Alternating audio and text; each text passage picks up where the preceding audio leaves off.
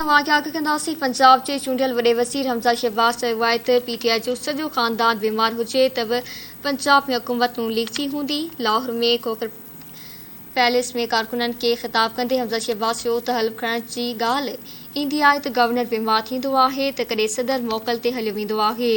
हाणे इहा रांदि ख़तमु थियणु घुरिजे। हमज़ा शहबाज़ इमरान ख़ान जे घरवारी बुशरा बीबी जे वेझी दोस्त फराह गोगी ते बि तनक़ीद कंदे चयो त फराह गोगी 200 केनाल ज़मीन पैसनि ते वरिती पर न्यासी तोशाखाना मां वाच वठी करोड़नि में विकिरो कई। हमज़ा शहबाज़ चयो त इमरान रोई रहियो आहे त मीडिया संदसि तक़रीर न पई ॾेखारे। संदसि दौर में मीडिया हाउसिस जे मालिकनि खे जेलनि में विधो वियो। हुन चयो त इमरान ख़ान जे दौर में साफ़िन खे खंभियो वियो, संदन घरनि ते सापा हयां पिया। मीडिया जी महिरबानी आहे जो अञा बि इमरान जी ख़बर हलाए था।